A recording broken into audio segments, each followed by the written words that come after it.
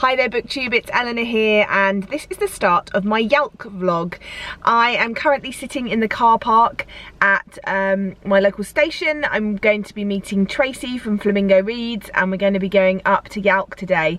YALC is the Young Adult Literature Convention and it's attached to London Film and Comic Con. So downstairs you normally have the London Film and Comic Con stands and signings and meet and greets and things like that, and then the whole top floor is devoted to the Young Adult Literary Convention.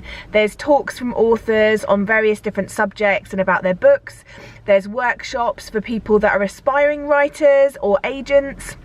And there's also some other things that go on. There's also stands from publishers with discounted books and a nice chill out area where you can just meet with your friends and talk books and read and relax, and it's a really nice vibe. London Film and Comic Con in itself, from when I've been previously, is manic. It's hot and sweaty and smelly and manic, but YALC is much better. It's much lighter on the traffic. It's a much more chilled out vibe, and I only ever get a ticket just for YALC because A, the queue is much shorter to get in, and B, it just means that I'm not too fussed about going down to the rest of it, and it just means that you can be in the chilled area and not stressing out about crowds, because I do get claustrophobic. So yeah, I'm gonna get out of the car now and go and get my ticket and go and meet Tracey. So come along with me.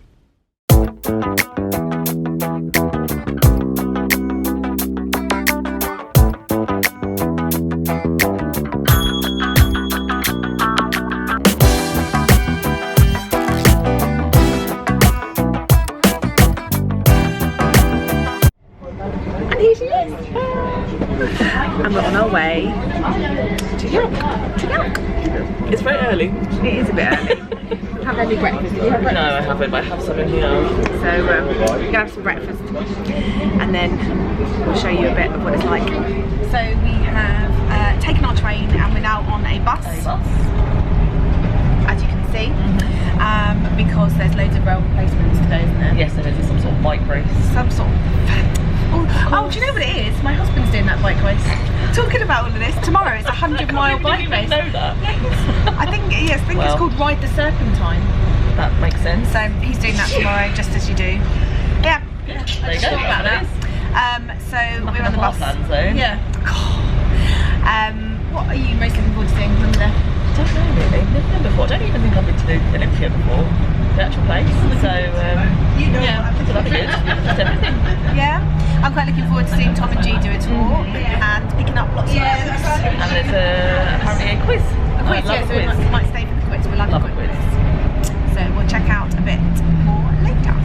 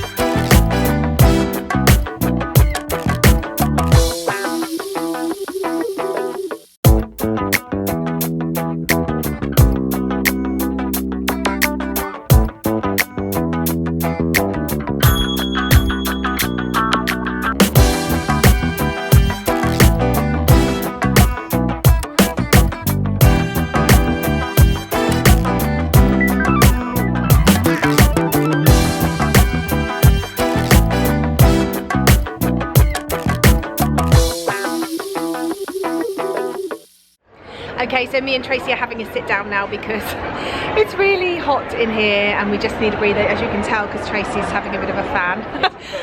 But we're going to show you some of the things we picked up already in the first hour.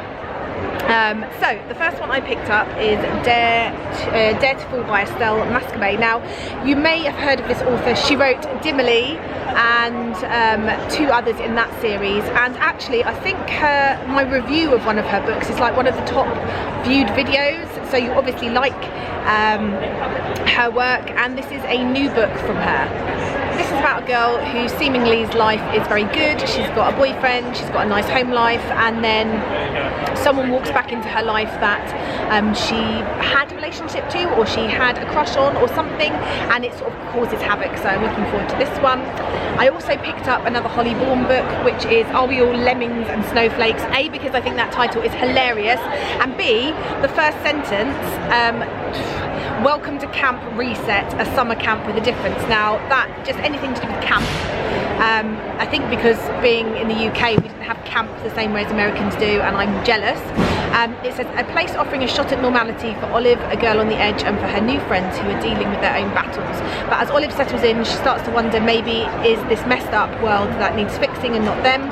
So she comes up with a plan. So I think that sounds like it's going to be a fun read. I picked up a book on a whim called My Heart Goes Bang by Keris Stainton. Keris is a UK YA author who I really enjoy. She wrote a book called Counting Stars, which was a really interesting, fun YA contemporary. This one sounds like it's going to be good too. It's set in the second year of university and a group of girls, and it's all about their second year of uni, which I love anything to do with university, especially UK university, because I just miss it so much. And speaking of that, a graphic novel series which I love set at university is Giant Days, and Non-Pratt has written a novelisation based on the book, so I'm hoping it's going to be different from the graphic novels and it's based on it, which is brilliant. So I managed to pick up this signed edition, and also on the stand I managed to get a free Giant Days cup that came with buying that. And then one of the stands was doing amazing deals on hardbacks, and so I picked up a book called The Book of M by Peng Shepherd. I've heard this is an amazing book, it's beautiful as well. And I also picked up a book because the lady on the stand just told me I had to, so I did as I was told, and that is Vox by Christina Dalcher. This doesn't come out till next month, but apparently it's been getting really good buzz. It's set in a dystopian world. She described it as sort of a Margaret Atwood style book, very readable, with the sort of power ideas, but a bit more readable than the power, because I told her I wasn't so keen on the power. It's about, it says, Jean McClellan spent her time in almost complete silence, limited to just 100 words a day. Any more and 1,000 volts of electricity will course through her veins. Now the new government is in power, everything has changed, but only if you're a woman. Almost overnight, bank accounts are frozen, passports are taken away, and 70 million women lose their jobs. Even more terrifyingly, young girls are no longer taught to read or write. For herself, her daughter, and for every woman silenced, Jean will reclaim her voice. This is only the beginning. So I think that sounds really interesting. So far, in an hour, I've bought quite a lot of books. So let's see what Tracey has bought. Tracey. Oh, hello. I've been slightly more restrained than Eleanor, and I have 3 books and 1 notebook, which I must show you because I'm so excited about it. Look how cute that is. It's a freaking shark. Don't tell me to smile, and it's got sharks all the way through it, and it says like I'm hangry and stuff. I love it. Anyway, so I bought A Closing Call Orbit by Rebecca Chambers, which is obviously the second one of, what's it called? Long Way to a Small Angry Planet. Which I really liked, and I was waiting for this incoming back and just never got around to it, so I got that. And I also got this one, which is called The Other Life, which is about a boy called Ben who can like see the other life, which is like Norse mythology and like all this danger and stuff. But he's a bit scared of it, and then he meets a boy called Toby, I think it was, who is like a bully and a mischief maker, but they kind of band together to try and figure out this other life thing. So that sounds amazing. And then because Eleanor loved it and everyone else seems to have loved it, I bought The Poppy War by, who's it by? Kwang. Which I don't really know much about, but I know it's a fantasy, right? And yeah, it's a female-centric fantasy based in sort of a Japanese woman, warrior, weapon, god. Yeah. That sounds amazing. So that's what I've got so far. So yeah, after an hour, I think we're doing pretty well. There's probably going to be more books on the horizon. I've heard that there's some ARC drops going on, one that I'm quite excited about. There's loads of panels we're going to go to, so I will film some more of those as and when we get to them. Bye for now.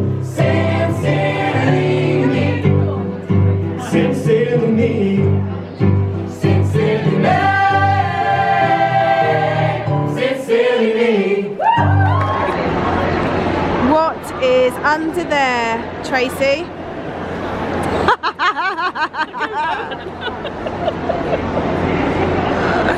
We'll find out soon.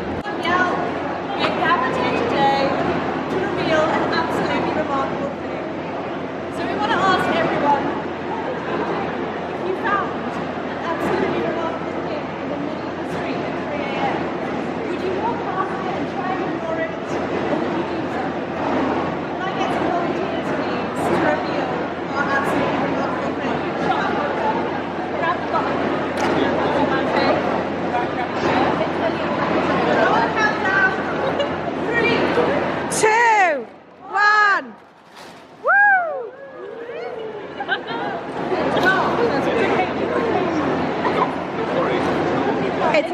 absolutely remarkable thing. It's very remarkable. The robot is a very strange object. What would you do if you found one in the street? You'll have to read Hank Green's book, Brother of John Green, who wrote The Fault in Our Stars. It comes out this September to find out. So we're sitting down again. It is a different spot now, and everyone is queuing up for signings, and we have done other stuff, but we have been buying again. I didn't realise, I was talking to Tracey about a book that I was looking for, and she said, oh, I saw that on a stand. So I picked up Lifelike by Jay Kristoff, and I'm really excited about this. I've been hearing really good buzz. It's about like an android, I believe, that a girl manages to find and like put together. I don't know much more than that, and I don't think I want to, but I've heard really good things from people that have already read this. And on that stand, it was a 3 for £10 deal, which is really good. So Tracey wanted to get Red Sister by Mark Lawrence, so she got that one. And the other one I picked up was One Small Thing by Erin Watt. I did read When It's Real, which you can see on the back here. So I read that by her a while ago, and this one looks equally good. It says Beth's life hasn't been the same since her sister died. Trapped at home by her overbearing parents, Beth needs freedom, so when she sneaks out to a party and meets a boy everyone's been talking about, she's shocked by their instant connection and the part Chase played in her sister's death. A forbidden romance is the last thing either of them planned for, but the more time they spend together, the deeper the feelings become. So sounds a bit angsty, just what I like, so I'm looking forward to that. So we're just sitting here, we're going to have some crisps, and we are waiting for some of the next panels. We're just chilling out, and it's good so far. I have overbought as always, but we're looking forward to some of the panels this afternoon, so we're going to be going into those, and I'll try and get some footage, although it's quite difficult because of the way it's laid out, but I'll try my best. I also forgot to say that we went to this stand and talked to the ladies there, and they were really interesting, and they work for a company called Bloody Good Period, and it says on the back of their flyer that they take donations and supply them to asylum seekers and refugee drop-in centres and food banks in London and the UK. So this is for period supplies like tampons and sanitary towels and things like that. It says they work to end period poverty on the ground by giving these products to those who can't afford them, as well as providing long-term menstrual education and sustainable options to those less likely to access it, which I think is a brilliant idea. I'm definitely going to be checking out their website, which is www.bloodygoodperiod.com. I really think it's such a great idea, and something that we don't necessarily think about when we think about things that people might need, especially people that are asylum seekers or homeless. So yeah, I'm really pleased that I managed to find this, and I'll be checking them out when I get home. Okay, so we've stopped at another random place right by the Book of Dust canoe, which I might get in a minute, and I have picked up more books. More books, you say? I know, can't help myself. So I picked up Bookish Boyfriends, A Date with Darcy by Tiffany Schmidt, just because this sounds really fun and cute and contemporary. It's a YA book. It says boys are so much better in books, and you know what, that's all I really needed to know about this, because I just remember I just really wanted that fairy tale book boyfriend as I grew up. I just wanted that romance that you find in books, that big grand gesture at the end, and I just think I'm going to enjoy this. I think it's going to be quite fun. And then I also picked up a book that I've heard quite a few good things about, and that's Noteworthy by Riley Redgate. This is a story about a girl, I think she's at a junior year at Performing Arts School, and she ends up joining an a cappella group, and I think anything that sounds like that makes me think of Pitch Perfect and singing and dramatic stuff, so I'm looking forward to this. There's bound to be some sort of romance in there. And then the book that I actually went to the store for, which I've been meaning to pick up for ages, but graphic novels are always one of those things that you struggle to pick up because they can be quite expensive, but there was a really good deal on this, and that is The Best We Could Do by T. Boy, I think that's how you say it. And this is the story about some refugees, and it's won loads and loads of awards. It's a debut graphic novel memoir. It says it's about a family's journey from war-torn Vietnam to their lives in America. So I'll try and open it and hold on. Here is the art style, which isn't my usual art style, but I think it's going to be an interesting read. And it's got amazing ratings on Goodreads, so I'm looking forward to reading this one. So I promise, no more. No more. And I miss talking about life and other stuff. I like my parents, I love my parents, but each day's another fight. If I stop smoking drugs, then everything might be alright.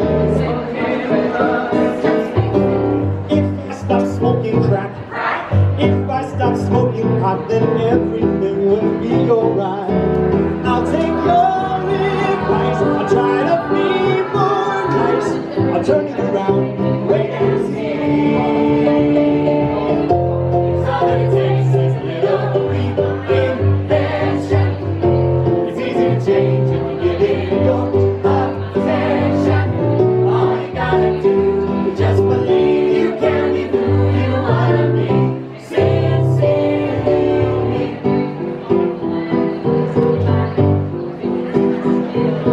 Dear Connor Murphy, yes, I also miss our talks. Stop doing drugs, just try to take deep breaths and go on walks. I'm sending pictures of the most amazing trees. You'll be obsessed with all my forest expertise.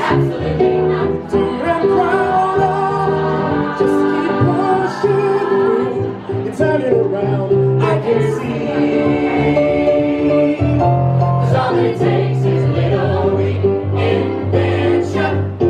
It's easy to change if you give it your attention. All you gotta do is just believe you can be who you wanna be. Sincerely. Okay, so as you can see, I'm home and we had a lovely time. We watched a couple of panels, some really interesting ones. We watched one which had Becky Chambers on, who wrote A Long Way to a Small Angry Planet. There was Lauren James, who's written The Loneliest Girl in the Universe. Sasha Alsberg, who co-wrote with Lindsay Cummings Zenith. And chairing that panel was Samantha Shannon. And it was really interesting. I really enjoyed hearing these ladies talk about writing science fiction. It was great that it was an all-female panel of science fiction writers, which I thought was quite nice. And then we went on to watch Tom and Giovanna Fletcher talking about their book Eve of Man, and talking about the collaborative process of writing together and its differences and how they work together and their thoughts behind the book and how it came about, which was really interesting as well. So I will insert some clips there of those parts of the panels that I watched. My question is for Tom. Do you approach songwriting and book writing this day? Because a lot of book songs do tell a story, I feel. I don't know if you approach it the same way or a different way when you're writing books. Yes, I feel like I do. Yeah, it's a very. I get the same kind of. Yeah, it feels the same to me. Just it's a much longer commitment. Particularly writing the picture books, the kids' books feels like writing songs. Like they're nonsense rhyme and 800 words, and you can do them relatively quickly. But yeah, it's like writing a song, writing a really long song. Never-ending song. Never-ending song. Well, we always talk about the fact that you can write a song and go back and listen, like go over what you've done in the space of 3 minutes. To go over what you've done when you're writing a book can take 3 days, and you're forever editing the book. Yeah, it's more of a. It's definitely more challenging, like staying motivated and having belief in what you do. The downs of writing a novel are definitely, you can really question whether you're any good a lot more when you write a novel. It's the creative process. You start going, this is the most amazing idea ever. And then you start, and the questions start coming, and things aren't, they don't just fall together easily. It's like a puzzle that you have to put together, and then you start going, oh no, this isn't great, this is terrible, this is awful, oh my god, what have we done? And then all of a sudden you turn the corner and it's brilliant again. Yeah, you can do that in 5 minutes when you're writing a song. Whereas it lasts a week when you're writing a novel. I just changed this one word. Wow, there's something good. So that brings up a really good point, actually. How do you stay motivated through that? Because, like you say, it's hard to be motivated, it's hard to be disciplined, and it's hard to avoid that. Oh, what have we done? I think when you're on your own writing, I think it's you have time to dwell in those moments a lot more when you're writing with someone else. Like, I know that I had a moment where I was at the kitchen table crying, and Tom was like, well, let's just not write it then. And that was the end of that. That was literally me going, no, I want to write it, I'm fine. It's kind of easy, like, you know, when you're going through that kind of, not sure I've really written that, it's not that great. The other person kind of, you know, takes the torch and, you know, helps pick you up and saves the book. Yeah, it was a really good day and I thoroughly enjoyed it. I'm shattered now. We didn't stay till the very end because it was just so tiring, and there'd been loads of transport problems. They'd changed trains and stuff, so it was a bit of a trek home. It took us like nearly 3 hours, but I'm really pleased I went. It was great to go with Tracey. I picked up some great books. I met some great people. I met a couple of other people. I met a booktuber. Her name is Vanessa Fan, and she was really nice. She came up and said hello. She said she knew my channel, and I found her channel, so I've now subscribed. So I'll link her down below, and if you fancy going and checking her out and showing her some booktuber love, I'm sure that would be much appreciated. And she was lovely, so I don't see why you wouldn't want to. Yeah, so it was a great day. It was great to see all the bookie people out in force and to enjoy the day of books and young adult books in particular. So anyway, that's it from me, and I'll be doing another vlog next week of my booktubeathon efforts. Let's see how that goes. Bye for now, BookTube.